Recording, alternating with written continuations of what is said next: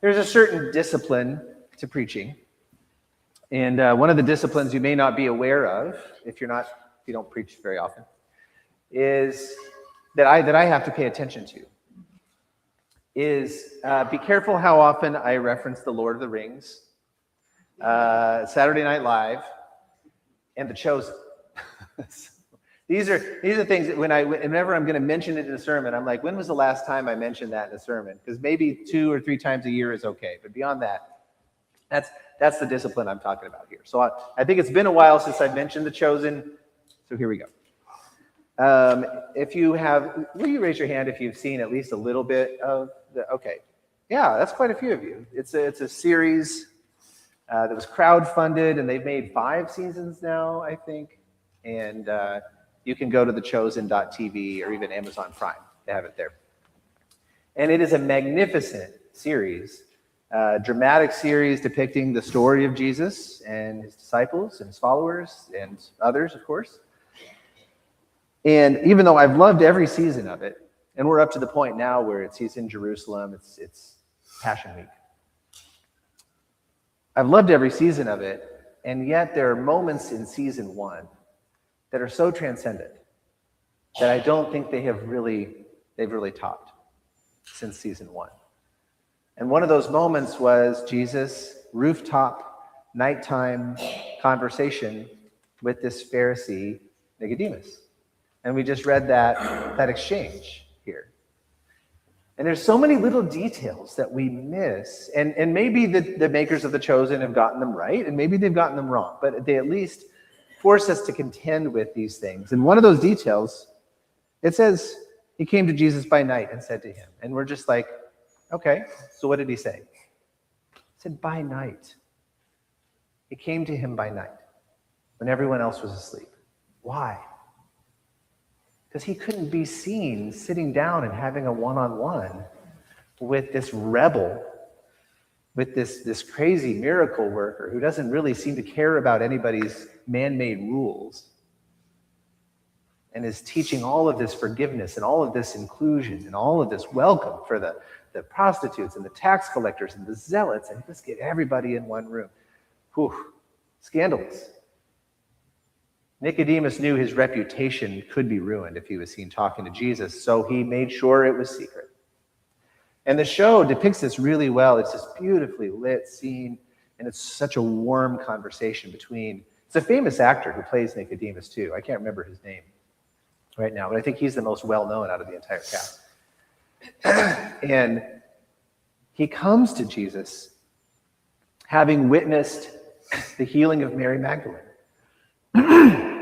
And as the story goes in The Chosen, he himself had been called in to deal with this problem of this woman who was possessed by these demons and seemed like a lost cause. And Nicodemus, with the status that he had and the reputation he had, was calling, maybe you can do something to help. Maybe you can heal or bring healing to this woman. And he was so overwhelmed by her possession, by her problems, that he was distraught, and he said, only God can do that. I can't do anything. And then a week later, when he saw her in her right mind, he saw her self-possessed and saw her healed. He was overcome by the realization that this crazy itinerant preacher guy had healed this woman of her possession, that I didn't think it was possible. And this is what motivates Nicodemus to ask for this nighttime rooftop clandestine exchange. So what the show does well, I think, is it shows him coming not as a testing, not because I'm going to poke at this guy and maybe he'll make a mistake and maybe I can figure out what's wrong with him. He comes genuinely humbled by the reality of Jesus' ministry and his healing and the power that he says can only come from God. Who are you? What is this about? What are you planning to do next? And Jesus gives the answers that we see here, and he says that, do you not understand these things? Is this so new? Is this so shocking to you that the Spirit of God would move in God's people for the sake of healing?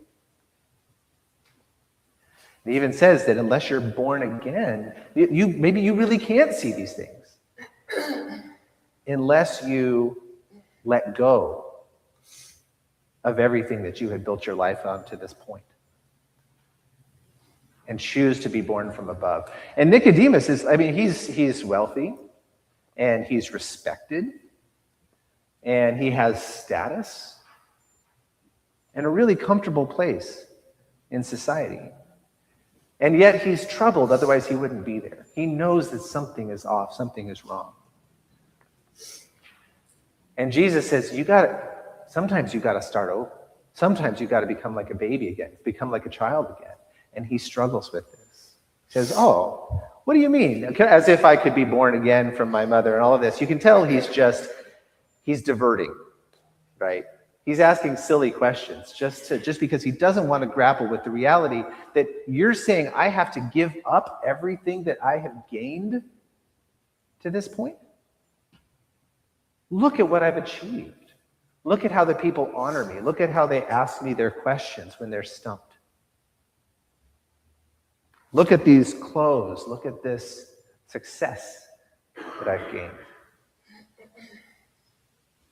How could a person start over at my age?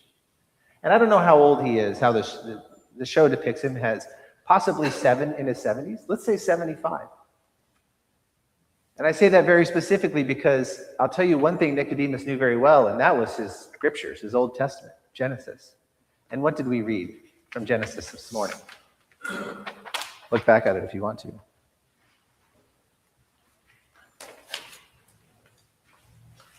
I don't know if it mentions his age in this passage, but that Abram was 75 years old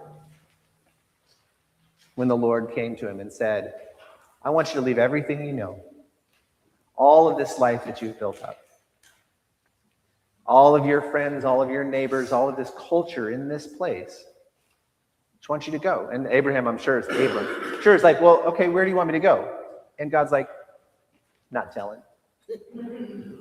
Just go. Now, an interesting side note, he says, leave your father, but his father ends up coming with him. So I don't know how to interpret that necessarily. I'm not sure how Abram was supposed to feel about that. He's like, okay, bye, Dad. And he's like, okay, bye, Dad. And he's like coming with him like a little puppy or something. I don't think his dad makes it the whole way. But that's always an interesting note, I find. And the same challenge is being offered to Abram, still in this passage, as we see being offered to Nicodemus. You have built up so much. You have success in your own eyes and in the eyes of your culture and your society. But I need you to be born again if you want to see what I'm seeing, if you want to do what I'm doing. I was in a writer's club for a year or two. This was like 10, 11 years ago. And we would share our writings with each other and take turns, and we'd critique each other and offer some tips for improving our writing. And the best advice I got out of that circle, that group, was a little one-liner that apparently is common among writers. And that one-liner was, kill your darlings. That's a little violent. I'm sorry, I should have warned you. It's metaphorical, of course, but kill your darlings means what are your favorite things about your work? What is your really precious stuff? It's like, ooh, this page or this passage or this paragraph, I love it, or this character is so great and I just really connect with this. And other writers will say, if you really want to get unstuck and move beyond from this level to the next, kill your darlings. Be willing to let go of your favorite things. That sounds a little bit like Abraham, doesn't it, too? Which is tough. I never quite know how to preach that passage when we read it about Abraham being commanded by God to sacrifice his firstborn. And of course it doesn't, and God says, don't do it.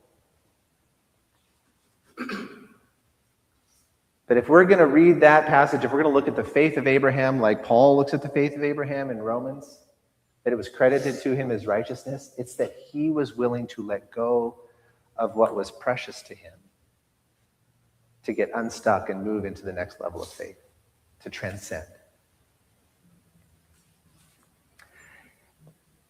And the show, The Chosen, adds something to that conversation with Nicodemus, which is a little bit of a risk that they take, but I like it. That at the end of that, and they've talked all about being born again and all about God loving the world. And then Jesus says to Nicodemus, come with us. Why don't you follow me too? Which is interesting because everybody that he'd asked to follow him so far was a fisherman or a tax collector or a zealot or all of these kind of like people living in this space down here, disrespected in some way. But to ask a rabbi of high status, a Pharisee, to follow him, that's bold. And to his credit, Nicodemus is broken by this, and he's really considering it. He's like, but I don't know if I can. And Jesus says, in 3 days, we're going to leave. We're going to be at the gate of the city, and we're going to go.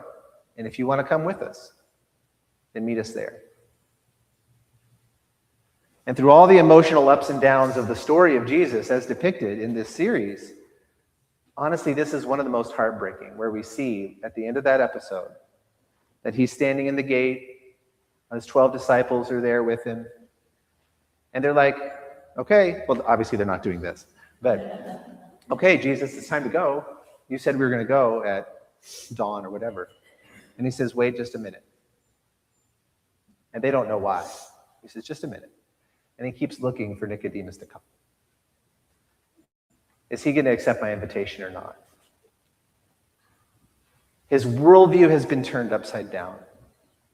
He's broken in front of this person that he has prayed for all his life and his ancestors have prayed for and hoped for their whole life. And here he is right in front of him, inviting him to come along. But you got to let go. You got to kill your darlings. You have to let go of the thing that's precious to you. And Nicodemus can't do it.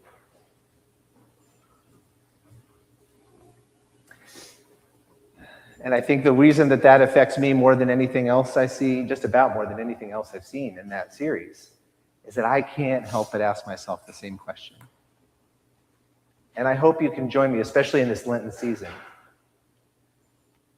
that the wisdom of God, the alternative wisdom of God, that we have to be born from above in order to see, requires us to let go of some of the things that we've been holding on to so tightly. What are you holding on to? Are you walking through life with a clenched fist or an open hand? So that's the question I'm going to leave you with. If you're walking around like this, what is in that hand? What's in that fist that you're afraid to let go of? If I let go of this, I'll lose respect. I'll lose a job. I'll lose status. I'll lose money. Or maybe it's just that I'll lose the certainty that I've been walking around with, and all of a sudden I have to be stupid. I have to be ignorant. And Jesus, through Nicodemus, I believe, is calling us to open that fist, to let go, to be reborn, and to walk through life in faith with an open hand. Amen. Amen.